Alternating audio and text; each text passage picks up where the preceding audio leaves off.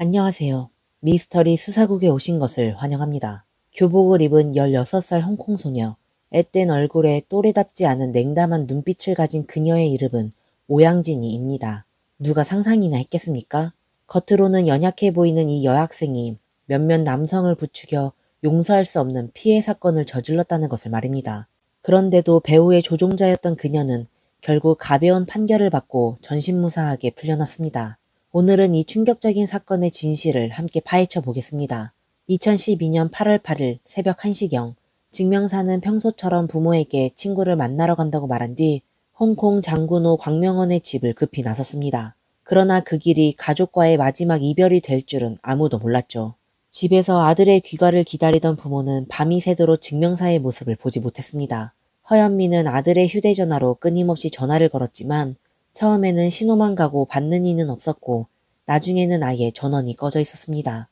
어쩔 수 없이 그녀는 아들의 친구들과 동급생들에게 연락해 행방을 물었습니다. 그중 한 친구는 8월 8일에 증명사를 만난 적이 있으며 당시 약 10분가량 대화를 나눴다고 말했습니다.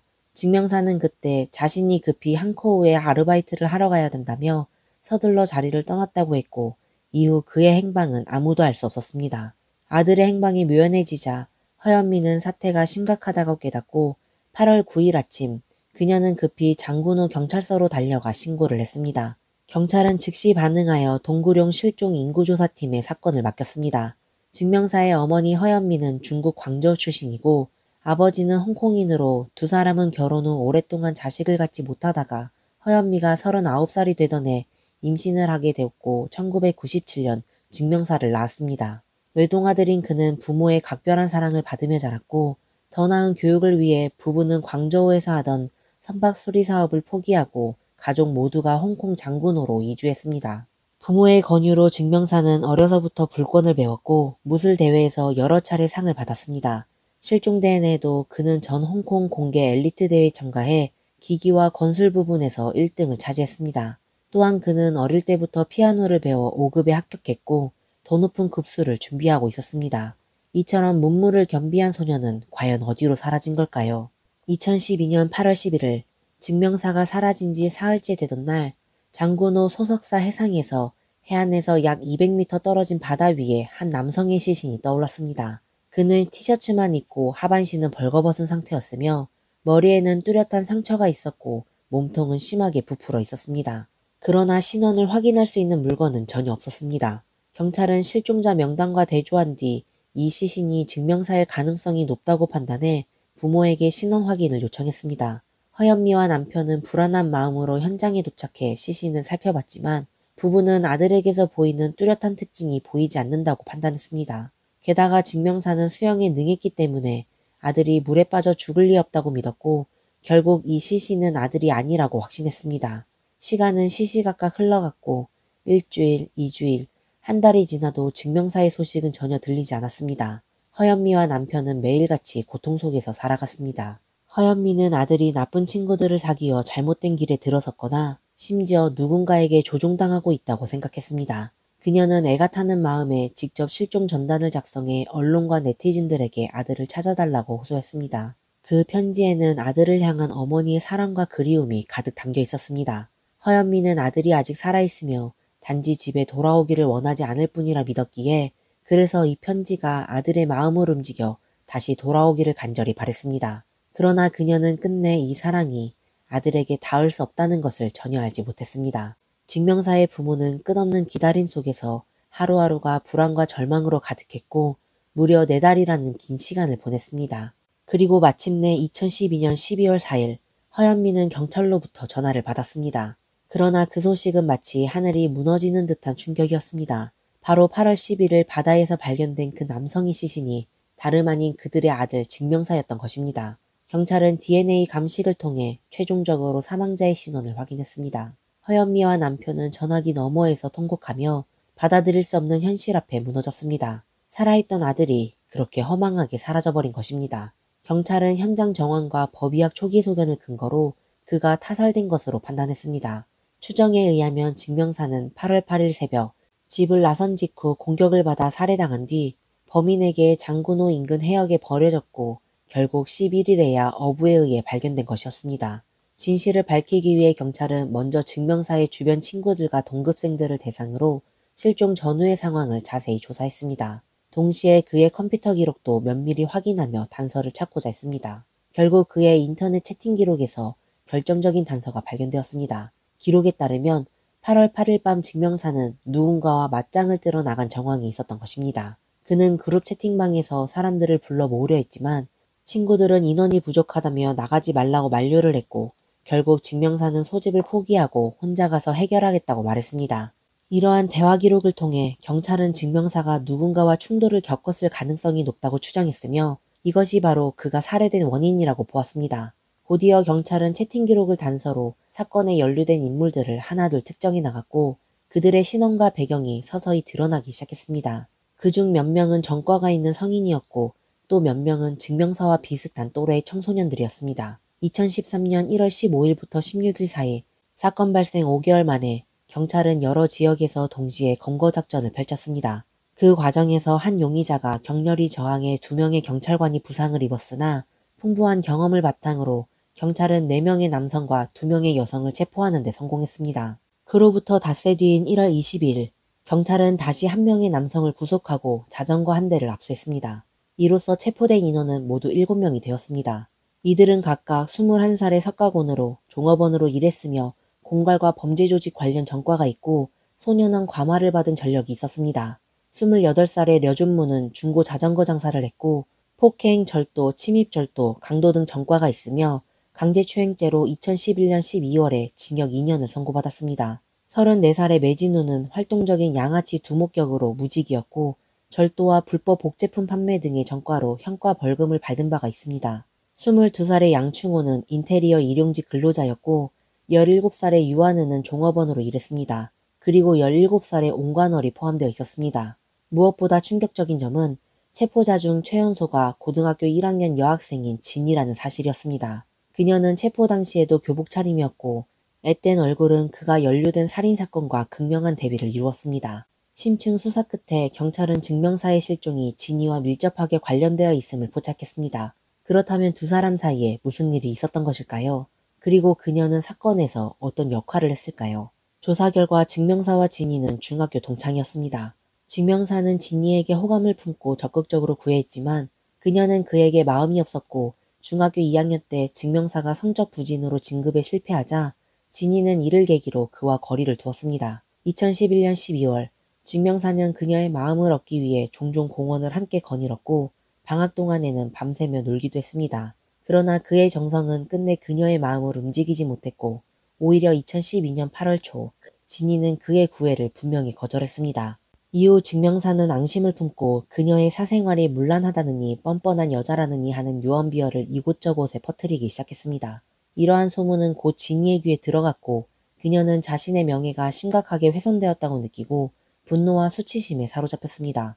2012년 8월 6일 진이는 랑콰이퐁의 한 바에서 놀다 새로 알게 된 친구 려준문에게 고민을 털어놓았습니다.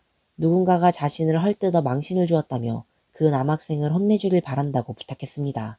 이야기를 들은 려준문은 흔쾌히 이를 수락했고 사람들을 모아 보복을 준비하기 시작했습니다. 그들은 8월 8일 새벽에 증명사를 장군호 완방진 성착장으로 불러내서 말을 꺼내는 척하다가 기회를 봐서 혼내주기로 계획했습니다. 작전이 순조롭게 진행되도록 미리 편의점에서 담배와 술, 카드까지 사두어 기다리는 동안 위장수단으로 쓰려고 했습니다. 그날 새벽 1시경 증명사는 석가곤에게서 전화를 받고 선착장에서 만나자는 약속을 잡았습니다. 닥쳐올 위험을 그도 어느 정도는 예감하고 있었습니다. 그렇지 않았다면 단체 채팅방에서 친구들을 불러 도움을 청했을 리가 없었습니다. 그런데도 왜 인원을 모으는데 실패했는데 홀로 위험을 무릅썼을까요? 일부 네티즌들은 한창 사춘기였던 그가 체면을 중시해 약속을 어기면 깔볼까 두려웠고 게다가 이미 내가 알아서 해결하겠다라고 말해놓았기 때문이라고 보았습니다. 또한 그는 어려서부터 불권을 배웠기에 어느 정도 실력이 있다고 생각해 상대가 손을 대도 감당할 수 있다고 여겼을 수도 있습니다. 하지만 이번엔 증명사가 판세를 잘못 읽었습니다. 자신이 맞서야 할 자들이 어떤 부류의 악인들인지 알지 못했던 것입니다. 새벽 2시 30분 무렵 증명사가 도착했다고 전화를 하자 석가곤이 선착장으로 마중을 나갔습니다. 만남 후 일행들은 증명사를 인적이 드문 지하주차장으로 데려갔습니다. 여준문이 먼저 시비를 걸며 왜 유언비어를 퍼뜨렸느냐고 따졌고 곧바로 주먹과 발길질이 이어졌습니다. 증명사가 반격을 시도하자 석가공과 매진우도 가담했습니다. 그는 역부족이어서 양손으로 머리를 감싸며 공격을 막으려 했으나 머리가 터져 피가 날 정도로 얻어맞았고 중간중간 너무 아파요. 다시는 안 하겠습니다. 라고 외쳤습니다. 그러나 이런 구원의 말은 가해자들을 멈추게 하지 못했고 오히려 더 거센 폭행과 모욕이 이어졌으며 심지어 강제로 맥주를 들이마시기까지 했습니다. 이 사건에서 겉보기엔 사소한 유언비어가 비극의 도화선이 되었던 것입니다. 증명사의 행동이 옳았다고 볼 수는 없지만 꽃다운 나이의 진이는 순수해야 할 시기에 나쁜 친구들을 잘못 사귀어 돌이킬 수 없는 길로 접어들었습니다. 그렇다면 이 폭행은 어떻게 전개되었을까요? 증명사는 과연 참혹한 운명을 피할 수 있었을까요? 폭행을 견디지 못한 증명사는 여러 차례 기절했지만 그럴 때마다 일행은 맥주를 끼얹고 다시 폭행을 이어갔습니다. 지칠 때면 그들은 한쪽에서 술을 마시며 카드놀이를 했고 증명사가 옆에 기대 누워 있는 채로 내버려 두었고 방금 전의 만행이 전혀 없었던 것처럼 행동했습니다. 잠시 뒤 증명사는 경련을 일으키며 떨기 시작했고 제대로 앉아있지도 못해 머리를 바닥에 여러 번 부딪혔습니다. 그러나 이를 본 석가고는 차갑게 한번 쳐다볼 뿐 아무 일도 없다는 듯 다시 카드놀이를 계속했습니다. 충분히 쉰 뒤 그들은 또다시 폭행을 재개했고 끊임없이 술을 들이마시게 하며 상대를 끝장내려는 듯 고통을 극한으로 몰아갔습니다. 그 과정에서 려준무는 거의 미친 듯 날뛰며 자전거 정비 가방에서 장도를 꺼내 상대를 위협하려 했습니다. 이를 본 매진우가 급히 말렸습니다. 그렇게까진 하지마. 처음엔 그가 선의로 말리는 듯 했지만 잠시 후 매진우는 현장에 있던 이들에게 갑자기 물었습니다. 다 같이 죽고 싶어? 아니면 한 명만 죽는 나아? 그 순간 모두가 멍해졌습니다. 매진우는 이어 설명했습니다. 지금 이 자식을 놓아주면 틀림없이 경찰에 신고할 거야. 그러면 우리 전부 감옥 간다. 차라리 끝을 보자. 줄로 묶어서 바다에 던져버리자. 이 제안에 현장은 잠시 침묵에 잠겼고 이전에 광견처럼 날뛰던 려준문조차 말을 흐렸습니다. 결국 매진우의 주도로 모두가 그 의견을 따르기로 했습니다. 그들은 현장을 정리하기 시작했습니다. 담배꽁초와 맥주병을 모조리 버리며 남을 수 있는 증거를 없애려 했고 또 근처 편의점에서 모기약을 사오겠습니다. 이에 대해 매진우는 모기약에는 화학 성분이 있어서 지문을 지우는 데 효과가 있다 라고 일러두었습니다. 마지막으로 그들은 증명사의 휴대전화와 지갑 등 모든 소지품을 빼앗아 세상에서 완전히 사라지게 하려는 듯 흔적을 없애려 했습니다. 그들이 이런 일을 처리하는 동안에도 증명사는 의식을 잃지 않았고 일어나 비틀거리며 몇 걸음 걷기까지 했습니다. 그는 자신이 이런 절망적인 상황에 놓이게 될 줄은 꿈에도 몰랐습니다. 석가곤, 려준문, 매진우 이 세 사람은 상의 끝에 시신을 버릴 장소를 근처 바다로 정했습니다. 그곳까지의 거리는 대략 1400m로 보통 걸으면 20분이면 갈 길이었지만 증명사가 이미 중상을 입어 한 걸음 내딛는 것조차 버거웠습니다. 몸에 힘이 풀려 거의 서 있기도 어려웠고 세 사람이 부축해야 겨우 앞으로 나아갈 수 있었습니다. 내내 비틀거리던 증명사는 몇 번이나 넘어질 뻔했지만 세 사람은 조금의 동정심도 보이지 않고 계속 재촉하기만 했습니다. 그 사이 려준무는 자전거에 진이를 태워 먼저 목적지로 가서 주변을 탐색하며 근처에 사람이 없는지 확인했습니다.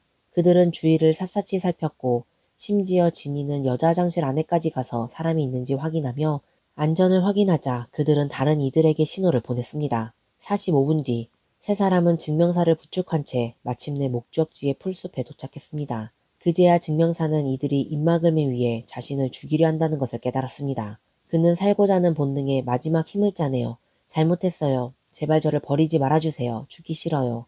우리는 결국 친구잖아요. 이렇게까진 하지 말아요. 휴대전화를 돌려주면 제 여자친구가 저를 찾을 수 있을 거예요.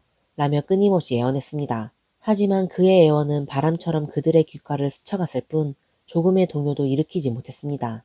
증명사가 거듭했지만 그들은 미동도 없었습니다.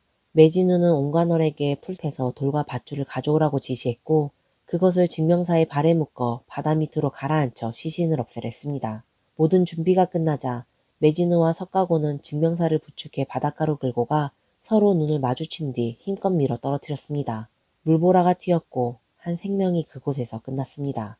이후 매진우의 진술에 따르면 증명사는 물에 빠질 때까지 의식이 있었고 눈으로 그를 똑바로 바라보며 천천히 가라앉아 갔다고 했습니다. 그들은 이어 모기약으로 난관과 바닥의 침, 지문 등을 닦아내는 등 현장을 정리했고 현장에 남은 담배꽁초와 맥주캔, 쓰레기들도 모두 바다에 던졌습니다. 매진우는 높은 곳에 서서 얄미운 미소를 지으며 이제 큰일을 하려면 좀 더 꼼꼼해야 돼. 아무것도 남기지 마. 라고 말했습니다. 모든 일을 마친 뒤 유한은을 제외한 나머지 6명은 맥도날드에 가서 아무 일도 없었던 듯 먹고 떠들었습니다. 매진우는 다른 이들에게 이 일 밖으로 새지 마라. 누가 새면 그놈은 죽는다. 라고 했습니다. 위의 내용은 경찰이 7명의 진술을 종합해 복원한 사건의 전말입니다. 7명 중 특히 매진우, 려준문, 석가곤의 행위는 도덕적 바닥이 없었고 수법은 잔혹했으며 마음은 무감했습니다. 2014년 11월 4일 큰 주목을 받은 이 사건의 재판이 고등법원에서 공식 개시되었습니다. 7명의 관련자는 피고석에 서서 법의 심판을 받았습니다. 그중 양충호와 유한은은 가담 정도가 비교적 적어 공소가 취소되어 특사 증인이 되었습니다. 피해자에게 묶을 돌과 밧줄을 찾고 묶는 데 가담한 옹광걸과 이번 사건의 주된 성동자였던 진이는 원래 살인 혐의로 기소되었으나 개정 일주일 전 검찰이 받아들여 과실치사로 변경 기소되면서 5점 증인이 되었습니다. 첫 증인으로는 특사 증인 양충호가 출석했습니다. 그는 사건 발생 넉 달 전 려준문을 알게 되었고 8월 6일 밤 그가 바에서 보자고 불렀다고 진술했습니다. 약속 장소에 가보니 진이가 누군가가 자신을 물러나다 공중 화장실이라고 헐뜯어 망신을 줬다며 증명사를 한번 혼내주고 싶다고 하소연하는 것을 들었습니다. 려준모는 양충호에게 8일 새벽에 와서 도우라고 요구했습니다. 그날 밤 약속한 선착장에 도착하자 증명사는 이미 머리가 터져 피범벅이 되어 있었습니다. 한참 뒤 그는 몇 사람이 무언가를 상의하는 것을 보았고 이와 함께 현장을 정리했습니다. 증명사가 시신을 버릴 장소로 끌려갈 때 양충호는 따라가지 않았지만 사후 다른 이들과 맥도날드에서 다시 합류했고 증명사의 지갑을 처리하라는 요구를 받았습니다. 그때 지갑엔 이미 돈이 없었지만 매진우는 여러 차례 입단속을 엄하게 했습니다. 그 시점에서 그는 증명사가 이미 변을 당했다고 믿었습니다. 또 다른 특사 증인 유한은은 중학교 2학년 때 자퇴한 뒤 패스트푸드점, 차찬팅, 바, 네일숍에서 일했다고 진술했습니다. 그녀는 진이와는 중학교 동창이고 옹광걸과는 옛 연인이었습니다. 사건 전에는 석가곤을 한번 만난 적이 있었습니다. 그날 밤 다른 사람들과 친하지 않아 혼자 옆에서 휴대전화를 하던 중 여러 사람이 증명사를 집단 폭행하는 장면을 목격했습니다. 려준무는 그녀와 진이에게 멀리 떨어져 있으라고 했습니다. 자리를 떠날 때 그녀는 증명사가 바닥에 누운 채 려준문의 다리를 붙들고 더 때리지 말라고 애원하는 것을 보았지만 아무도 신경 쓰지 않았습니다. 이후 현장으로 돌아왔을 때 몇 사람이 증명사를 데리고 바닷가 쪽으로 가는 것을 보았습니다. 유한은은 호기심에 따라가 보려고 했지만 석가곤이 따라오지 마, 아니면 악몽을 꾸게 될 거야 라고 말했습니다. 그 뒤 진이는 려준문의 자전거를 타고 먼저 가서 사전 답사를 했고 유한은은 양충호와도 자전거로 그쪽으로 향했습니다. 그러나 잠시 뒤 휴대전화를 현장에 두고 온 것을 알아차리고 되돌아갔다가 돌아오는 길에 진이를 마주쳤고 진이는 오늘 일은 다른 사람에게 말하지 마 라고 했습니다. 결국 유한은은 휴대전화를 찾아 집으로 돌아갔고 다른 사람들과 함께 아침을 먹지는 않았습니다. 5점 증인 옹관월의 진술은 유한은의 내용과 대체로 일치했습니다. 그는 증명사에게 폭력을 행사했고 돌과 밧줄을 찾는 데 협조했으며 증명사를 바닷가로 데려간 사실을 인정했습니다. 변호사는 선처를 구하며 옹광걸이 사건에 어쩔 수 없이 가담해 무죄 주장할 가능성이 있다고 밝혔지만 그는 끝내 유죄를 인정하고 책임을 지겠다고 했으며 용기를 내 법정에서 증언했습니다. 또한 옹광걸의 부모는 그가 어릴 때 이미 이혼했고 깨진 가정 환경이 성장에 부정적인 영향을 미쳤다는 점도 언급했습니다. 아이러니하게도 사건의 발단을 만든 진이는 역시 5점 증인으로 출석해 자신을 위해 나섰던 세 남자를 지목하며 자신의 책임을 최대한 희석하려 했습니다. 그녀는 증명사가 자신을 헐뜯는 말을 했다는 사실을 알았을 때 곧바로 보복을 생각한 것은 아니었고 먼저 만나서 이야기하자고 했다고 주장했습니다. 증명사는 다시는 그런 말을 하지 않겠다고 약속했지만 며칠 지나지 않아 같은 소문이 그의 입에서 또 나오는 것을 들었고 이에 크게 분노해 려준문을 찾아가 도움을 청했다고 했습니다. 려준문은 도와주겠다고 했지만 자신이 남자친구 자격으로 나서야 한다고 했고 진이는 이를 동의하되 어디까지나 가짜 연인일 뿐이라고 말했습니다. 이후 벌어진 일들에 대해서는 유감이라며 이미 자신이 예측한 범위를 넘어섰다고 했습니다. 처음부터 끝까지 그녀의 의도는 그저 상대를 한번 혼내주는 것이었다고 주장했습니다. 제1피고 석가곤, 제2피고 려준문, 제3피고 매진우가 증명사를 바다에 밀어 떨어뜨리기로 했을 때 자신이 말려보았지만 아무도 귀를 기울이지 않았다고 했습니다. 그때서야 두려움을 느꼈고 증명사를 걱정하는 마음과 함께 자신의 앞날이 한순간에 무너질까봐 겁이 났다고 말했습니다. 하지만 변호인단은 이에 대해 이번 사건의 장본인은 다름 아닌 진이라고 지적했습니다. 그녀는 언제든 개입해 폭력의 수위를 막을 충분한 능력이 있었으며 정말로 두려웠다면 왜 려준문과 함께 시신 유기 장소를 사전 답사하고 여자 화장실까지 가서 사람이 있는지 확인했느냐는 것이었습니다. 또한 려준문의 변호인은 2013년 3월 체포 2달 후 구금 중이던 진이가 려준문에게 보낸 편지를 제시했습니다. 그 편지에는 우리가 함께한 건 며칠뿐인데 내가 어떻게 이렇게 깊이 당신을 사랑할 수 있겠어? 처음부터 끝까지 진지했던 사람은 당신뿐이야. 아마 내가 많이 속아왔거나 많은 사람을 겪어와서 더는 연애를 못하는 걸지도 몰라 라고 적혀 있었습니다. 진이는 편지에서 사실 자신은 줄곧 석가곤을 사랑해왔으며 그를 지키기 위해 오점 증인이 되었다고도 밝혔습니다. 이전에 경찰의 질문에 답하지 않은 것도 그 남자를 위해서였다는 내용이었습니다. 이에 대해 진이는 사건 뒤 실제로 석가곤과 석 달간 교제했고 그 관계를 진지하게 대했던 것은 사실이라고 말했습니다. 또한 체포 후 100개가 넘는 질문에 일시적으로 답변을 거부한 점도 인정했지만 그것이 석가곤을 편들기 위해서였던 것은 아니라고 했습니다. 아울러 그 편지들은 누군가에 의해 악의적으로 수정 변조된 것이라고 주장했습니다. 제3피고 매진우의 변호인은 진이가 결코 만만한 인물이 아니라고 강조했습니다. 사건 당시 10대였지만 연애 경험이 많은 듯했고 술집에 자주 드나들며 담배와 술에도 익숙했다고 지적했습니다. 더 나아가 진이가 당시 려준문의 여자친구가 되어주겠다고 명확히 말했기 때문에 그가 나서서 일을 도왔던 것이지 그렇지 않았다면 결코 나서지 않았을 것이라고 주장했습니다. 이에 대해 진이는 모두 사실 무근의 악의적 비방이라고 반박했습니다. 최종적으로 수개월의 심리를 거쳐 네 남자와 세 여자로 구성된 배심원단은 약 4시간의 평의 끝에 제1피고 석가곤, 제2피고 려준문, 제3피고 매진우의 살인 혐의를 만장일치로 유죄로 인정했고 법원은 무기징역을 선고했습니다. 판결을 들은 세 피고는 담담한 표정으로 비교적 침착한 모습을 보였습니다. 5점 증인 옹관월과 진이는 과실치사 유죄가 인정되었으나 경찰 수사의 협조에 형량의 절반이 감경되었습니다.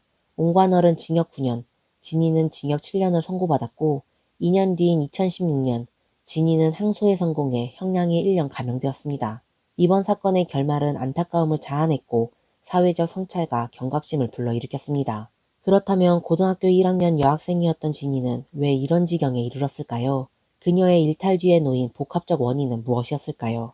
진이는 1996년 홍콩에서 태어났고 초등학교부터 중학교 1학년 시기까지는 성적이 뛰어나 반에서 상위 3등 안에 들었습니다.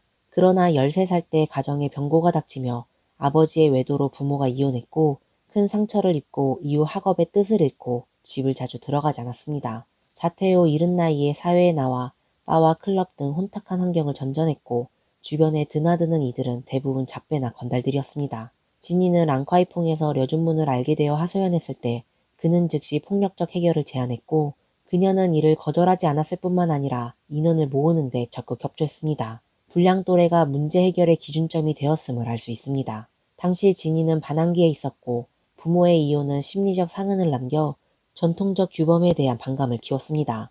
또한 조기 자퇴로 체계적 교육을 받지 못해 갈등을 바르게 처리하는 방법을 익히지 못했고 옳고 그름을 가르는 능력도 충분히 잘하지 못했습니다. 명예훼손 문제에 직면했을 때 정상적 대화나 어른들의 도움을 구하는 합리적 방식을 택하지 못했고 또래의 부추김을 이겨내지 못했습니다. 공판 과정에서 진이는 여러 차례 일이 이렇게 심각해질 줄은 몰랐다고 주장했습니다. 이는 미성년자에게서 흔히 보이는 결과 인식의 왜곡과 법에 대한 경외심의 결여를 드러냅니다. 사태가 통제불능에 빠진 뒤에도 그녀는 시신 유기 장소의 사전 답사에 참여했고 체포된 후에도 줄곧 책임을 동료들에게 전가하는 태도를 보이며 자기보호 성향과 책임 회피 심리를 드러냈습니다. 사건 전반에서 그녀는 한때 피해자를 바다에 밀어 떨어뜨리지 말라고 요구했지만 한 명만 죽을래 아니면 다 같이 죽을래 라는 매진우의 강경한 주도 아래 결국 타협하고 심지어 동조했습니다. 이런 심리는 또래 집단에 대한 미성년자의 과도한 동일시를 반영합니다. 즉 집단에 속하고 배척을 피하기 위해 잘못임을 알면서도 맹목적으로 따라가는 극단적 행동을 선택하는 것입니다. 이번 비극은 또한 깨진 가정과 한부모 가정에서 성장한 아이들이 충분한 애정과 보살핌을 받지 못해 열등감과 반항심을 키우기 쉽고 그로 인해 범죄로 향할 위험이 커진다는 사실을 일깨워 주었습니다. 재판부의 탄식처럼 많은 젊은 범죄자들이 비슷한 가정 환경에서 나옵니다. 그러므로 안정된 가족관계와 따뜻하고 올바른 또래의 인도, 그리고 효과적인 학교, 사회 교육이야말로 미성년자 범죄를 예방하는 핵심입니다. 증명사의 삶은 2012년에 영원히 멈췄고 그의 떠남은 한 가정의 비극이자 사회 전체의 상처였습니다. 전해지는 바에 따르면 진이는 이미 개과천선하여 조기 출소 후 결혼해 아이까지 낳았다고 합니다. 끝으로 이 사건이 같은 문제에 대한 경각심을 불러일으켜 우리 모두가 아이들에게 더 많은 사랑을 쏟고 같은 비극이 다시는 벌어지지 않기를 바랍니다. 오늘의 영상은 여기까지입니다. 오늘의 영상에 대해 여러분들은 어떻게 생각하시나요? 댓글에 여러분의 의견을 자유롭게 남겨주세요. 시청해주셔서 감사합니다.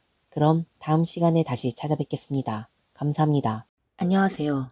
미스터리 수사국에 오신 것을 환영합니다.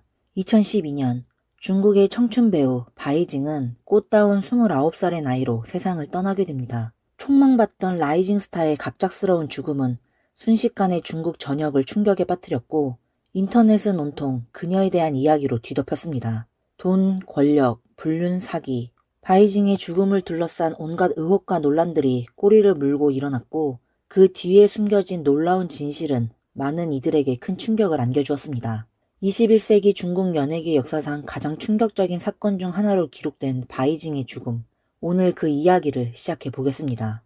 2012년 2월 28일 베이징 왕징의 한 아파트에서 믿기 힘든 끔찍한 사건이 발생합니다. 29살의 여배우 바이징이 자신의 집에서 숨진 채 발견된 것입니다. 더욱 충격적인 사실은 범인이 다름 아닌 그녀의 남편 저우청 하이였다는 점입니다. 범행 직후 그는 칼로 스스로 자신의 목숨을 끊었고 결국 병원으로 이송되던 중 사망하고 맙니다. 이 충격적인 소식이 알려지자 중국 연예계는 발칵 뒤집혔습니다. 바이징은 수많은 중국 영화와 TV 드라마에 출연하며 이미 꽤나 유명세를 떨치고 있던 배우였습니다.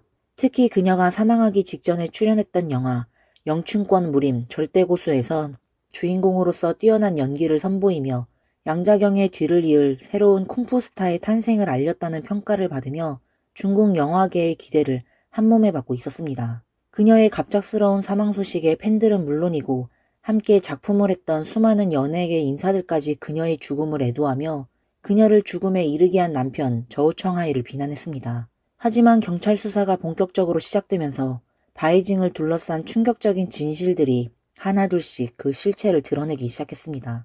마치 감춰진 퍼즐 조각들이 하나씩 맞춰지듯 추악한 현실이 드러나자 여론은 순식간에 뒤바뀌었습니다.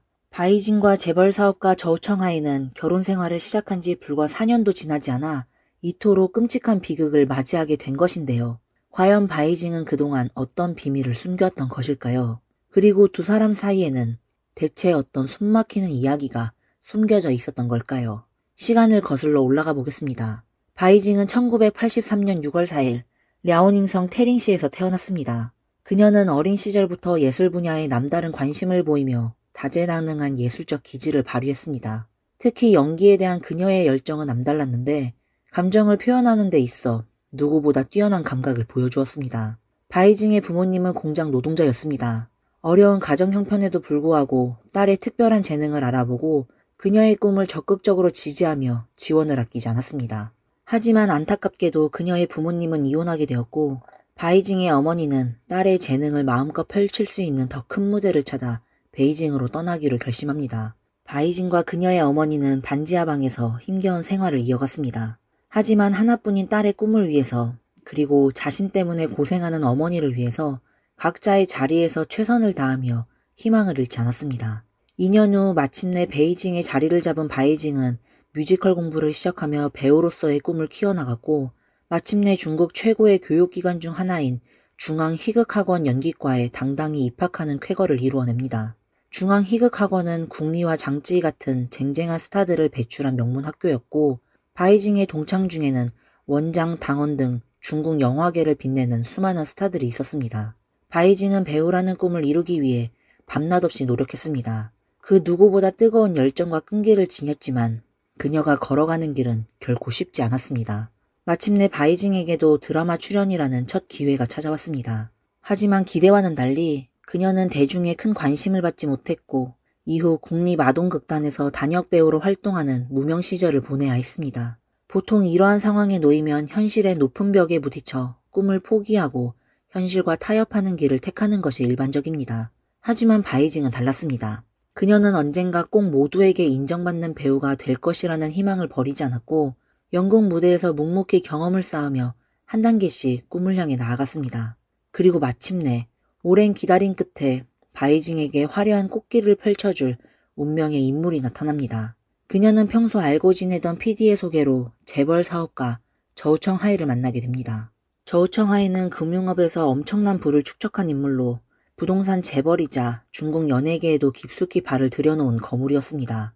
그는 자신보다 무려 10살이나 어린 바이징을 보자마자 첫눈에 반해버립니다. 저우청 하이는 자신의 마음을 숨기지 않고 마치 영화 속 재벌처럼 바이징의 든든한 스폰서를 자처하며 그녀의 연예계 활동을 물심양면으로 돕기 시작합니다.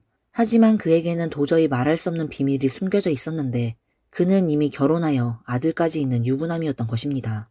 심지어 바이징에게는 몇 살 차이 나지 않는 것처럼 나이까지 속였습니다.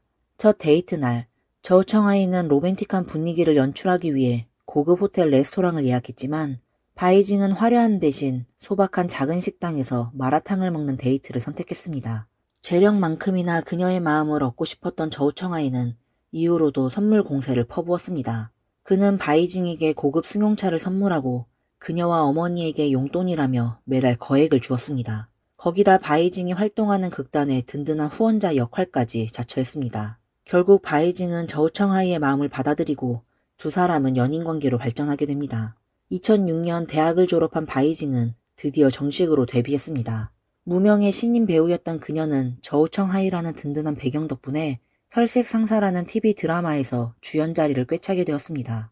이렇다 할 경력이 없던 바이징이 주인공으로 캐스팅될 수 있었던 것은 사실상 저우청하이의 막강한 후원이 있었기에 가능한 일이었습니다.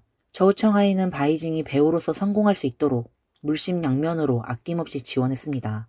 2008년 성공적인 데뷔전을 치른 바이징은 영화계에도 진출하여 우리에게도 잘 알려진 홍콩 스타 유덕화 주연의 삼국지 용의 부활에도 출연하게 됩니다.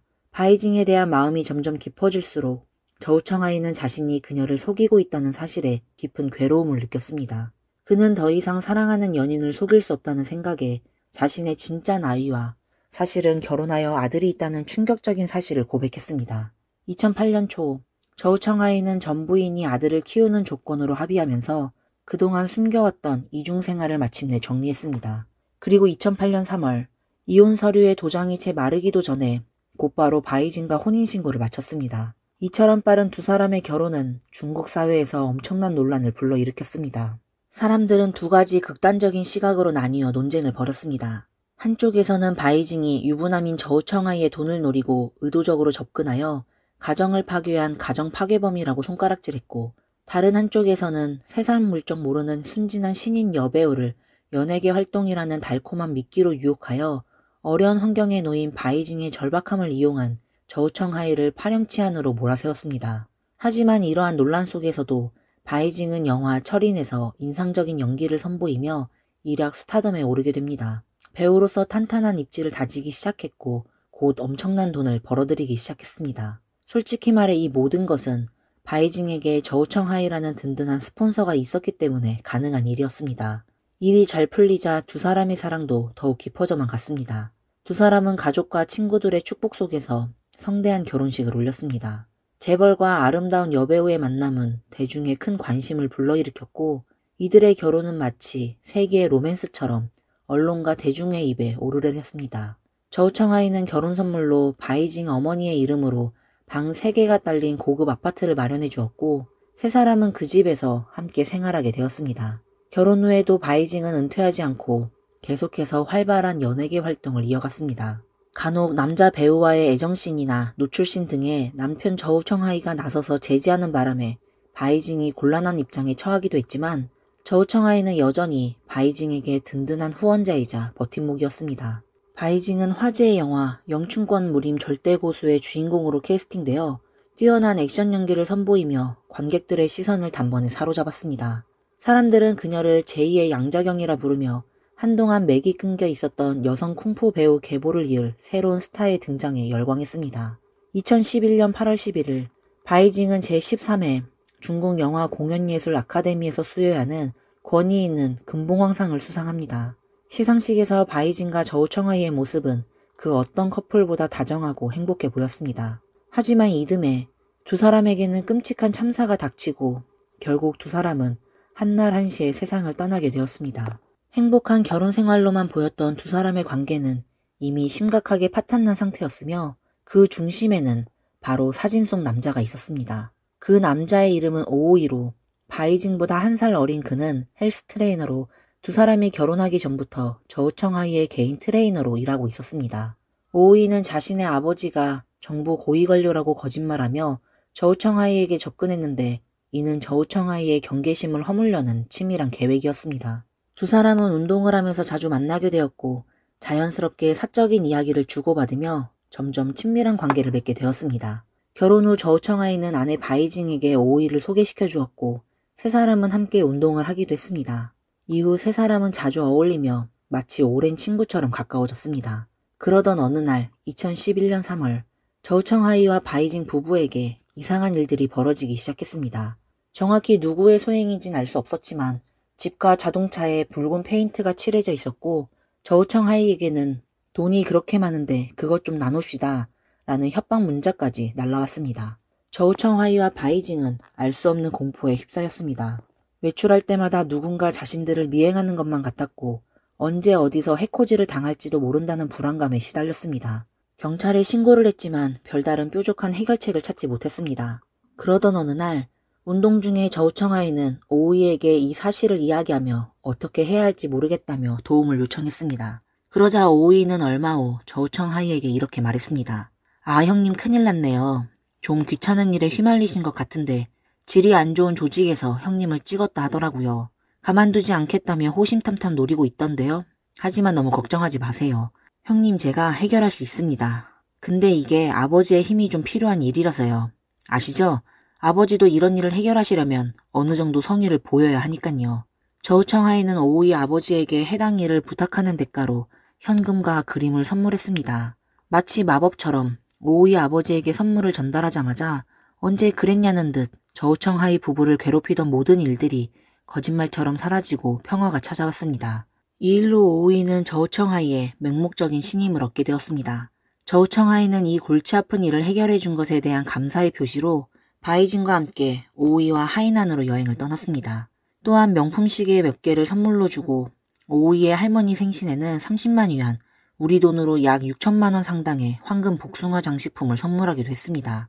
아무리 돈이 많은 부자라고 해도 선물이 지나치다는 느낌을 지울 순 없었습니다. 게다가 부부의 헬스 트레이너라고 하지만 부부가 함께 가는 여행에 동행한다는 사실 자체가 언뜻 이해하긴 어려웠습니다. 하지만 저우청하이는 오오이가 말한 조직이 실제로 존재하는지 누가 자신을 노리는지 아무것도 몰랐지만 오오이의 말을 단 한 번도 의심하진 않았습니다. 엄청난 재력가라고 하는데 많은 사람들을 상대하는 사업가답지 않게 너무나 쉽게 사람을 믿는 모습이 이해되진 않았습니다. 저우청하이는 오오이를 믿을 수 있는 좋은 친구라고 여겼고 그에게 쓰는 돈을 아끼지 않았습니다. 헬스 트레이너인 오오이는 매달 실적을 채우지 못했다면 울상을 지을 때마다 저우청하이는 모자라는 실적만큼 카드를 긁어 억지로 오오이의 실적을 채워주기까지 했습니다. 저우청하이는 겉으로는 호탕해 보였지만 속으로는 체면을 매우 중시하는 사람이었습니다. 오오이는 바로 이 점을 간파하고 이용해 저우청하이에게 끊임없이 도움을 청했고 결국 자신이 원하는 것을 모두 얻어냈습니다. 2008년 저우청하이가 보유한 주식이 급락해 그의 자산이 대폭 줄어들었는데 반면 바이징은 배우로서 제대로 전성기를 맞아 승승장구하며 수입 역시 이전과 비교할 수 없을 정도로 많아졌습니다. 자존심이 무척 강했던 저우청하이는 초조해졌고 더 큰 돈을 벌어 자신의 건재함을 아내 바이징에게 보여주고 싶어 했습니다. 2011년 5월 오오이가 저우청하이에게 부동산 개발 사업을 제안했습니다. 형님, 큰 건이 하나 있는데요. 잘만 하면 억이와는 그냥 꿀꺽할 수 있는 건이에요. 근데 내부적으로 좀 복잡한 문제가 있긴 한데 아마 아버지가 힘만 좀 써주면 다 해결될 거예요. 그러려면 총알이 좀 필요한데 형님이 좀 준비해 주실 수 있죠? 저우청하이는 고민 끝에 오오이가 제안한 기회를 잡기로 결심했습니다. 그는 이 일로 오오이의 인맥과 오오이의 조력자인 그의 아버지의 힘을 믿고 있었습니다. 하지만 예상하셨다시피 이 모든 건 다 거짓이었습니다. 오오이는 저우청하이의 돈을 노리고 접근한 사기꾼에 불과했습니다. 저우청하이는 꿈에도 이것이 거짓일 거라고 생각도 못하고 오오이의 고위관료 아버지를 위해 뇌물로 현금 720만 위안, 우리 돈으로 약 14억과 고급 승용차를 준비해 오우이에게 건넸습니다. 하지만 오우이의 목적은 저우청아이의 재산에만 있는 게 아니었습니다. 그는 저우청아이의 아내 바이징도 노렸습니다. 바이징은 화려한 연예계 생활에 익숙해지고 주변에 젊고 잘생긴 멋진 남자들이 넘쳐나다 보니 자연스레 늙고 못생긴 남편에 대해 불만이 많아졌습니다. 남편의 전폭적인 지원이 있었기에 가능한 지금의 자리였지만 그런 마음도 세월에 점점 희미해져 갔습니다. 그녀는 젊고 잘생긴 남자를 원했습니다. 그런 그녀에게 오우이는 가까우면서도 쉽게 만날 수 있는 데다가 남편이 의심할 리 없는 최적의 상대였고 바이징은 저우청아이와 같은 헬스장을 다니며 운동했습니다. 자연스럽게 바이징과 오우이의 만남은 점점 더 잦아졌고 두 사람은 결국 저우청아이 몰래 위험하고 은밀한 관계를 맺기에 이뤘습니다. 두 사람은 마치 세상에 두려울 것이 없다는 듯 사람들의 시선 따위는 전혀 신경 쓰지 않았습니다. 오우이는 바이징의 촬영장에 아무렇지 않게 찾아오는 등 대놓고 가까운 사이임을 과시했습니다. 많은 사람들이 이 둘의 관계에 의심의 눈초리를 보냈지만 정작 남편인 저우청아이는 그 모든 사실을 까맣게 모른 채 깊은 수렁 속으로 빠져들고 있었습니다. 이때부터 바이징과 오우이는 저우청아이의 재산을 송두리째 빼앗기 위한 치밀한 계략을 세우기 시작합니다. 두 사람은 저우청아이를 속여 이혼을 유도하고 이혼 과정에서 최대한 많은 위자료를 뜯어내기 위해 머리를 맞대고 악랄한 계획을 세웁니다. 연말에 저우청아이가 황저우로 출장을 떠나게 되었습니다. 오우이는 이 기회를 놓치지 않고 여자를 고용하여 저우청아이를 유혹하게 만든 다음 불륜을 핑계 삼아 위자료를 왕창 뜯어내고 이혼을 성사시키려는 파렴치한 계획을 세웠습니다. 저우청아이는 오우이가 미리 심어놓은 여자의 유혹에 쉽게 넘어갔고 결국 그녀와 관계를 맺고 말았습니다. 저우청아이가 의문의 여자와 만난 호텔방에는 오우이와 바이징이 미리 설치해둔 몰래카메라가 있었고 이 카메라에는 저우청아이의 은밀한 만남 장면이 고스란히 담겨 있었습니다.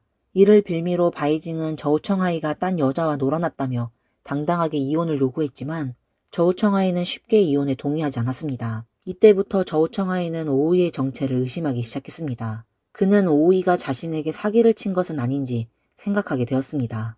오우이의 요구대로 거액의 뇌물과 960만 위안, 우리 돈으로 약 20억을 투자했지만 반년이 넘도록 아무런 소식이 없었기 때문입니다. 점점 불안해진 저우청아이에게 어두운 그림자가 도리우기 시작했습니다. 2012년 1월 저우청아이의 재정 상황은 걷잡을 수 없이 악화되었고 그는 오우이에게 자신이 투자했던 돈을 돌려달라고 애원했지만 오우이는 냉정하게 이를 거절했습니다. 그제야 저우청아이는 자신이 철저하게 사기를 당했다는 사실을 깨닫고 오우이를 경찰에 신고했습니다. 경찰은 오우이의 사기 정황을 포착하고 즉시 수사에 착수했습니다. 그리고 얼마 지나지 않아 경찰이 오우이를 검거하는 과정에서 바이징과 함께 있는 모습이 발각되면서 저우청아이는 마침내 두 사람의 추악한 불륜 사실을 알게 되었습니다. 하지만 놀랍게도 자신의 불륜 사실이 남편에게 들통났음에도 불구하고 바이징은 오히려 뻔뻔하고 당당한 태도를 보였습니다.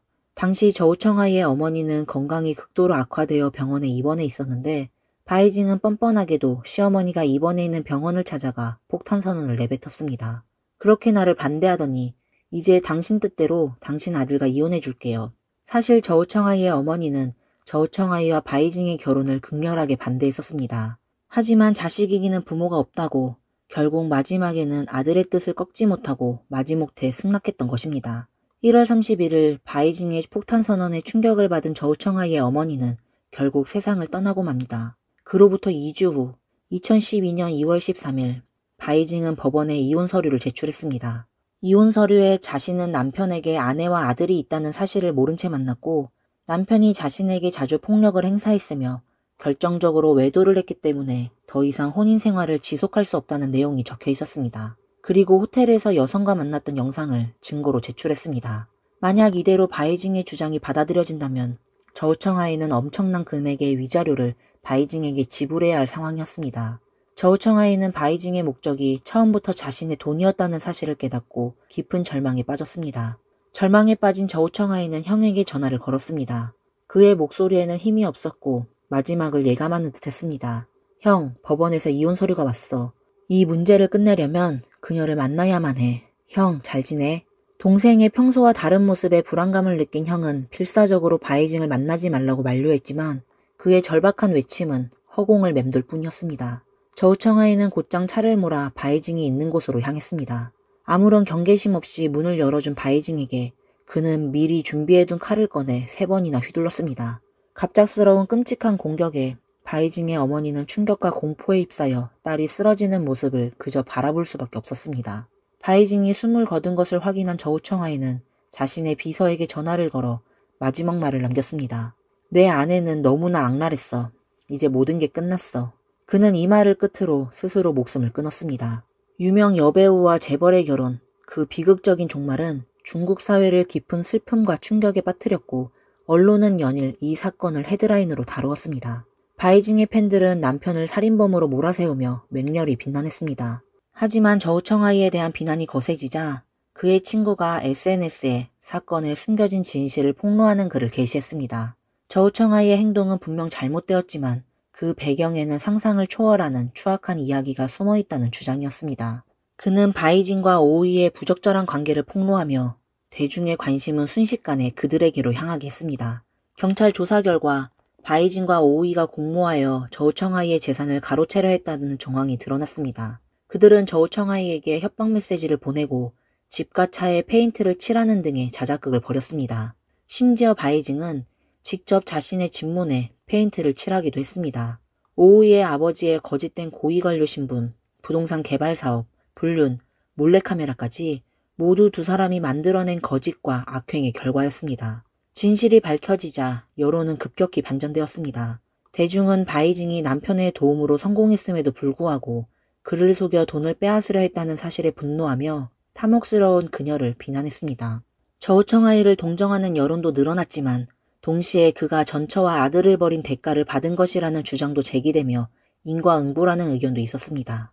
사기 혐의로 기소된 오우이는 법정에서 끝까지 자신의 죄를 부인하며 모든 것은 바이징의 계획이었고 나는 시키는 대로 했을 뿐이다. 그녀는 악독한 여자였다 라고 주장했습니다. 바이징과는 단순한 친구 사이였다고 발뺌했지만 통화 기록과 은행 거래 내역 등 명백한 증거들로 인해 그의 범행이 밝혀졌고 법원은 그에게 징역 11년형을 선고했습니다. 저우청아이는 사망 전 이미 자신의 재산 대부분을 전처와의 사이에서 낳은 아들에게 상속했습니다. 바이징의 어머니는 딸이 받아야 할 몫을 요구하며 소송을 제기했지만 법원은 이를 받아들이지 않았습니다. 중국 부호와 유명 여배우의 세기의 결혼은 결국 인간의 욕망과 성공에 눈이 먼 자들의 만남이 만들어낸 비극적인 결말이었습니다. 흔하디흔한 스폰서와 여배우의 관계가 탐욕과 배신으로 얼룩져 파멸로 이어진 이 사건은 우리에게 많은 것을 시사하며 막을 내렸습니다. 오늘의 이야기는 여기까지입니다. 다음 시간에 다시 찾아뵙겠습니다. 감사합니다. I feel you in our spirits, and I'm asking you to hold on. Send us a signal. Tell us where you are. 안녕하세요. 미스터리 수사국에 오신 것을 환영합니다. 2021년 9월 24일 19살의 여대생이 오랜만에 가족들을 만나러 갈 생각에 설레며 짐을 챙기던 중 자신의 방에서 흔적도 없이 사라졌습니다. What is he doing? What is he taking out? He's taking out. He has gloves. He has gloves. He has gloves He has in gloves. his hands. He has gloves. Gloves and what else? The Oh my blanket. god, that is my blanket! Oh my God. 그리고 가족들이 알아낸 그날의 충격적인 진실. 과연 그녀에게는 어떤 일이 벌어진 걸까요? 공식적인 수사는 이미 마무리되었지만 여전히 풀리지 않는 수많은 의문점들로 인해 사람들 사이에서 계속 회자되고 있는 오늘의 이야기. 바로 미아 마카노 실종 사건입니다. 2021년 9월 24일 금요일 미국 플로리다주 올랜드에서 미아는 어느 때와 다름없이 수업을 마치고 그녀의 거처인 아덴빌라로 향했습니다. 아덴빌라는 미아가 재학 중인 발렌시아 대학교에서 차량으로 7분 거리에 위치한 고급 학생 주거단지로 다소 높은 임대료에도 불구하고 훌륭한 편의시설 덕분에 주변 대학생들에게 인기가 높았습니다. 미아는 운 좋게 아덴빌라 임대사무실에서 파트타임 일자리를 얻게 되었고 학업과 아르바이트를 병행하는 고된 일상 속에서도 가족에게 부담을 주고 싶지 않았기에 묵묵히 하루하루를 성실하게 살아갔습니다. 그날도 미아는 평소와 마찬가지로 아르바이트를 마치고 오후 5시에 퇴근했습니다. 특별히 그날따라 미아의 발걸음은 가벼웠습니다. 오랜만에 가족들을 만날 수 있는 날이었기 때문입니다. 가족들은 미아를 공주라는 애칭으로 부르며 넘치는 사랑을 주었고 미아 또한 가족을 극진히 아끼며 그들의 일이라면 무슨 일이든 제쳐두고 달려가곤 했습니다. 그토록 보고 싶었던 가족들을 만난다는 생각에 미아는 아침부터 설레는 마음을 감추지 못했습니다. 미아는 그날 저녁 프로도 더데일행 비행기를 예약해 두었고 시간이 촉박했던 그녀는 서둘러 자신의 거주지로 돌아와 여행 가방을 챙겼습니다. 그러나 안타깝게도 미아는 그곳을 벗어나지 못했습니다. 미아의 방문 소식에 가족들은 전날부터 몹시 들떠 있었습니다. 미아가 비행기에 잘 탑승했는지 궁금했던 가족들은 그녀에게 연락을 시도했지만 미아는 어떤 답도 하지 않았습니다. 평소 답장을 잘하던 미아답지 않게 메시지에 답이 없었고 전화조차 받지 않았습니다. 가족들은 혹시 비행기 탑승으로 정신이 없거나 휴대폰에 문제가 생겼을 수 있다고 생각하며 그녀의 연락을 기다렸습니다. 그러나 비행기가 목적지에 도착할 시간이 훨씬 지났음에도 미아에게서는 아무런 소식이 없었습니다. 불안해진 미아의 어머니는 저녁 9시 30분경 경찰에 신고했고 경찰은 그녀의 거처로 향했습니다. 경찰이 문을 두드렸지만 아내는 아무런 반응이 없었습니다. 다행히 잠시 후 미아의 룸메이트가 도착했고 경찰은 그제서야 미아의 거주지 안으로 들어갈 수 있었습니다. 경찰은 현관을 지나 미아의 방으로 향했습니다. 하지만 방문을 열려고 시도했지만 아무리 힘을 써도 열리지 않았습니다. 문이 잠긴 것은 아니었지만 무언가가 안쪽에서 문을 막고 있는 상황이었습니다. 결국 경찰은 아파트 외벽을 따라 돌아 미아의 방 창문을 통해 내부를 살펴봤습니다. 그곳에서 경찰관은 미아의 방문 바로 앞에 작은 서랍장이 놓여 있어 마치 누군가의 침입을 막으려는 듯한 모습을 발견했습니다. 하지만 이상한 점은 그뿐만이 아니었습니다. 미아의 방 창문 잠금 장치가 파손되어 있었고 이는 누군가 창문을 통해 침입했음을 암시했습니다. 베개에는 핏자국이 묻어 있었고 바닥에는 미아의 부서진 액세서리들이 흩어져 있었습니다. 마치 격렬한 몸싸움이라도 있었던 듯 미아의 방은 어수선한 상태였습니다. 현장을 확인한 경찰관은 미아의 룸메이트에게 최근 미아가 새롭게 알게 된 사람이나 교제 중인 사람이 있는지 물었습니다. 잠시 생각하던 룸메이트는 아르만도 카바에로라는 남자에 대해 이야기했습니다. 그는 아덴빌라에서 근무하는 수리공으로 미아에게 호감을 표현하며 여러 차례 데이트를 신청했지만 매번 거절당했다고 했습니다. 그럼에도 아르만도는 계속해서 미아에게 접근했고 그의 집착적인 행동에 미아는 가족들에게까지 그에 대한 이야기를 털어놓은 적이 있었습니다.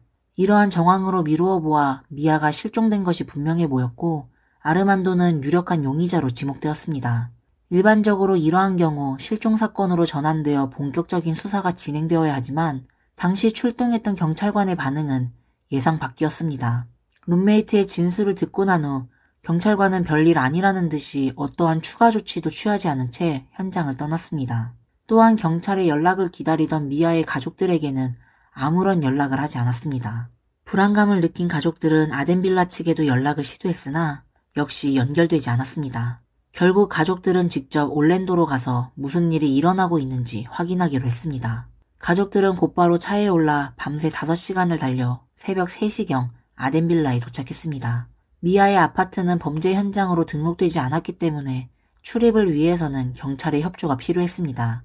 소극적인 경찰의 태도가 마음에 들지 않았지만 가족들은 어쩔 수 없이 경찰과 함께 미아의 아파트 안으로 들어갔습니다. 미아의 행방을 알 수 있는 작은 단서라도 찾기 위해 가족들은 아파트 곳곳을 샅샅이 살폈고 이전에 경찰이 발견하지 못했던 뜻밖의 물건을 찾아냈습니다.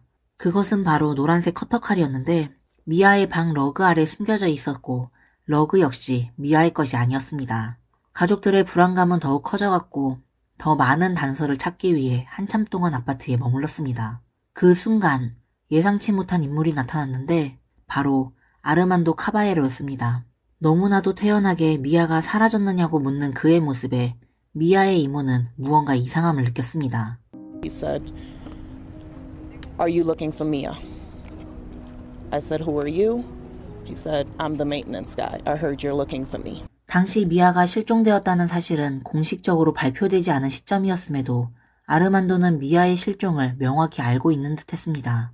더욱이 아르만도가 나타난 시간은 새벽 4시로 그가 그곳에 있을 만한 아무런 이유가 없었습니다. 아르만도는 태연하게 가족들과 함께 있던 경찰관들에게 자신이 그날 오후 3시에 미아를 마지막으로 보았다고 진술했습니다. 또한 그는 타티라는 미아의 친구가 자신에게 미아의 실종 소식을 알려주었고 걱정이 되어 찾아왔다고 주장했습니다. 하지만 그동안 미아에게 아르만도에 대한 이야기를 들어왔던 가족들은 그의 말을 전혀 믿지 않았습니다. But no one knows Tati. But mind You you, keep and mentioning you live Tati 20 and no minutes one away knows from here, Tati. and you get a call The all of a roommates sudden. don't even know Tati. You've been sleeping since You 10 keep o'clock, saying and all of a Tati is sudden a you're showing friend. up here at 4 o'clock in the morning Because me looking for and me. Tati were conversating about it, so I finally, it came Okay, up. but Should I go Tati and is see if I someone- see anything? No one knows Tati. That's my whole thing. Not Tati even the is roommate an knows employee Tati. here. You She's an employee, but you keep saying Tati is a friend and that you've all hung out together. As of right now, you have work sent tomorrow? You work obsessive tomorrow, texts to Tati? Mia. We have all seen the texts. You talked about giving her your life savings. I told her, It's gave her on life text. savings. I never As a said matter of that. fact, we're going to get a police report to pull your phone records if that's the case. What you have to do? 아르만도와 가족 간의 격렬한 언쟁 후 경찰관은 아르만도가 미아를 납치했다는 확실한 증거가 부족하다는 이유로 그를 석방했습니다. 미아의 가족들은 이러한 상황에 극심한 분노를 느끼며 경찰에 대한 믿음을 완전히 저버렸습니다. 그들은 미아를 찾기 위해 직접 나설 수밖에 없다고 판단한 뒤 그날 새벽 미아의 가족들은 비밀리에 아르만도의 뒤를 쫓았습니다. 한참을 이동한 아르만도는 자신의 아파트에 도착하여 차를 세우고 내렸습니다. 가족들은 주차장 한쪽에 차를 세우고 차 안에서 아르만도의 행동을 예의주시하기 시작했습니다. 바로 그때 아르만도가 차에서 무언가를 꺼냈습니다. What is he taking out? He's taking out. He has gloves. He has gloves. He has gloves He has in his gloves. hands. He has gloves. Gloves and what else? The Oh my blanket. God, that is my blanket. Oh my God, call. 아르만도가 차에서 꺼낸 것은 분홍색 담요, 장갑, 그리고 검은 배낭이었습니다. 특히 분홍색 담요는 미아의 소유였기에 이는 아르만도가 미아 실종 사건의 강력한 용의자임을 시사하는 중요한 증거였습니다. 가족들은 즉시 911에 신고했고 얼마 지나지 않아 경찰이 현장에 도착했습니다. 가족들도 경찰과 함께 아르만도를 찾아 나섰지만 안타깝게도 경찰은 아르만도에 대한 압수수색 영장을 발부받지 못한 상황이었습니다. 따라서 합법적으로 아르만도의 아파트 내부를 수색할 순 없었습니다. 하지만 이상하게도 아르만도는 미아의 가족들을 자신의 아파트 안으로 순순히 들여보내주었습니다. 그러나 그곳에선 별다른 증거를 발견하지 못했고 아르만도는 다시 한번 경찰의 수사망을 빠져나갔습니다. 그가 체포되어 미아의 행방이 밝혀지기를 간절히 바랐던 가족들은 큰 실망감을 느꼈습니다. 하지만 여전히 미아에게서는 아무런 소식도 들려오지 않았습니다. 그동안 수사에 미온적인 태도를 보이던 경찰은 이 시점이 되어서야 미아를 공식적으로 실종자 명단에 등재했습니다. 그리고 9월 26일 오후 4시 30분경 경찰은 미아 실종 사건의 유력한 용의자인 아르만도를 체포하기 위해 그의 아파트로 출동했습니다. 그러나 때는 이미 늦어 아르만도는 어디론가 사라진 후였습니다. 허탕을 치고 돌아온 경찰은 사태의 심각성을 인지하고 본격적인 수사에 착수했습니다. 수사 과정에서 미아 실종 사건의 전말이 드러나기 시작했습니다. 미아가 실종된 9월 24일 오후 2시경 누군가가 마스터키를 이용하여 미아의 아파트에 침입한 사실이 확인되었습니다. 놀랍게도 그 키는 수리공이었던 아르만도에게 지급된 마스터키였습니다. 아르만도는 미아의 퇴근 전인 오후 4시 30분에 다시 한번 마스터키를 사용해 미아의 아파트에 들어갔습니다. 아르만도가 미아의 아파트에서 나왔는지 혹은 계속 머물렀는지는 정확히 파악되지 않았습니다. 그로부터 약 30분 후인 오후 5시 6분 미아는 자신의 열쇠로 아파트에 들어갔습니다. 그리고 약 1시간 후인 오후 6시경 아르만도가 아파트 단지를 떠나는 모습이 목격되었습니다. 정황상 아르만도가 미아 실종 사건의 범인이라는 사실이 점점 명확해지고 있었습니다. 그런데 여기서 아르만도는 이상한 행동을 보였습니다. 아파트 단지를 떠난 지 1시간이 지난 오후 7시 16분 아르만도는 마치 아덴빌라 거주자인 것처럼 가장하여 아파트 시설 수리를 요청하는 가짜 전화를 걸었습니다. 그리고 10분 후 그는 아파트 사무실 직원에게 전화를 걸어 수리 요청을 받고 왔으니 안으로 들어가게 해달라고 요청했습니다. 경찰은 아르만도가 나중에 자신이 의심받을 상황을 대비하여 알리바이를 만들기 위한 계획적인 행동으로 추정했습니다. 최종적으로 아르만도는 오후 7시 38분경 아파트 단지를 유유히 빠져나갔습니다. 경찰은 사라진 아르만도를 추적하기 위해 그의 행적을 샅샅이 조사하기 시작했습니다. 반면 미아의 가족들은 점점 지쳐갔습니다. 경찰에만 의지할 수 없다고 판단한 가족들은 인근 지역에 전단지를 배포하고 SNS에 미아의 사진과 인적사항을 공유하여 실종 사실을 널리 알렸습니다. 미아의 행방에 대해 어떤 정보라도 알고 있다면 제발 연락해달라고 간절히 호소했습니다. Just drop her off and let us know where she is. We'll pick her up. Just bring her home. 미아가 실종된 지 4일째인 9월 27일 월요일, 이른 아침 경찰서로 예상치 못한 한 통의 신고 전화가 걸려왔습니다. 911, you need police, fire, medical? We found a on property. Someone hung themselves from a garage. Is a male? Okay. Yes, a male. All right. He's beyond, he's deceased, beyond any help? I believe so.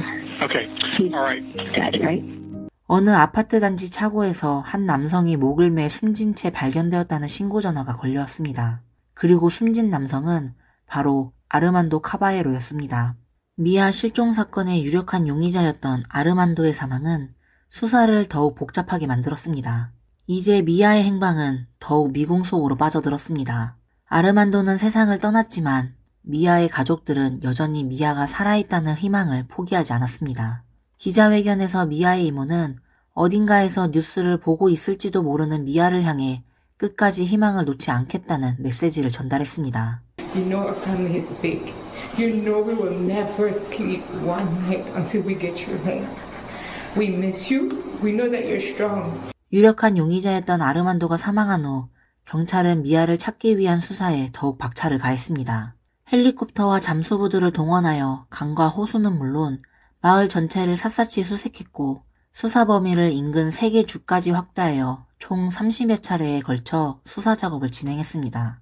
이후 FBI까지 수사에 합류하면서 미아 실종 사건은 전국적으로 큰 관심을 받게 되었습니다. 수사관들은 도로 감시카메라 영상과 아르만도의 휴대폰 GPS 기록을 분석하여 그의 행적을 추적했습니다. 그 결과 미아가 실종된 날인 9월 24일 저녁 8시부터 9시 사이에 아르만도가 팀버스캔이라는 지역을 방문했다는 사실을 알아냈습니다. 팀버스캔은 올랜도에 위치한 작은 마을로 치안이 좋지 않기로 유명했습니다. 총기 사고, 살인, 마약 등 각종 범죄가 끊이지 않아 많은 사람들이 이곳을 떠났고 이로 인해 그곳은 거의 폐허가 된 상태였습니다. 마을 곳곳에는 버려진 건물들만이 덩그러니 남아 있었습니다. 대체 아르만도는 왜 그처럼 위험한 지역을 찾았던 것일까요? 수사 결과 아르만도는 과거에 이 지역에 거주했던 적이 있었으며 그 덕분에 그곳의 지리를 매우 잘 알고 있었다는 사실이 드러났습니다. 아르만도가 미아 실종 사건의 진짜 범인이라면 그곳은 미아를 숨기기에 가장 적합한 장소였을 것입니다. 곧바로 수색팀이 해당 지역으로 파견되었고 2021년 10월 2일 오전 10시경 팀버스캔 인근 숲에서 미아의 시신이 발견되었습니다. 발견 당시 미아의 손과 발은 테이프로 묶여 있었고 입은 테이프로 막혀 있었습니다. 또한 옷이 일부 벗겨진 채 브레이지어 가운 그리고 청바지만 입은 상태였습니다. 근처에서는 미아가 마지막으로 입었던 셔츠와 신분증이 들어있는 가방이 발견되었습니다.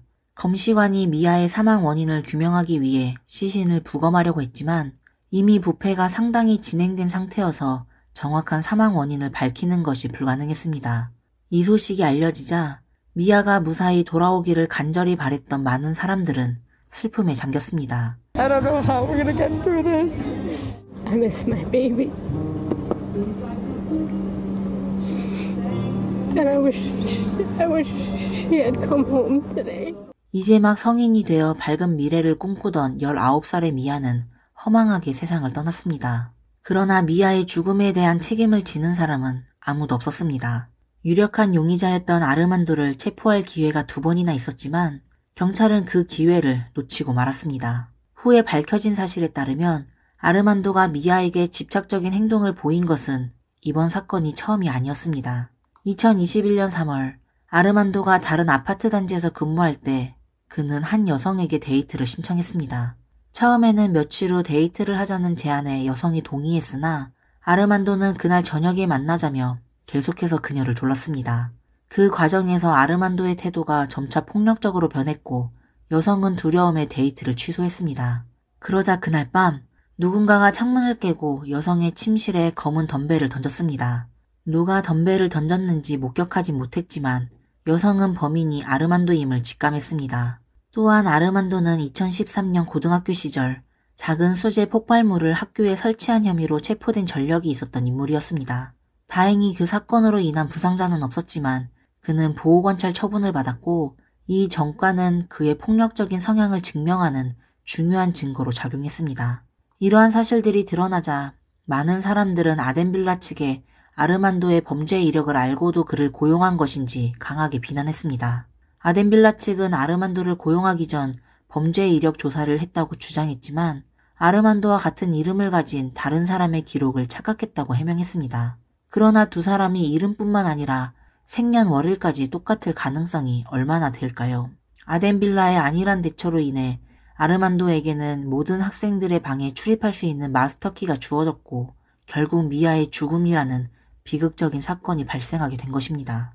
미아의 가족들은 아덴빌라 역시 이 사건에 부분적인 책임이 있다고 판단하여 소송을 제기했습니다. 또한 아덴빌라의 거주자들과 주변 주민들은 보안 강화를 요구하는 시위를 벌였지만 아덴빌라 측은 이에 대해 아무런 대응을 하지 않았고 미아의 가족에게 사과나 유감의 뜻을 표하지도 않았습니다. 미아는 아덴빌라의 거주자이자 직원이었음에도 불구하고 말입니다. 그날 이후 미아의 가족들은 그날이 계속해서 멈춘 시간처럼 느껴지며 잃어버린 미아를 되찾을 수 있는 날을 기다리고만 있습니다. 오늘의 내용은 여기까지입니다. 여러분들은 이 사건에 대해 어떻게 생각하시나요? 댓글에 여러분의 의견을 남겨주세요. 그럼 다음 시간에 다시 찾아뵙겠습니다. 감사합니다.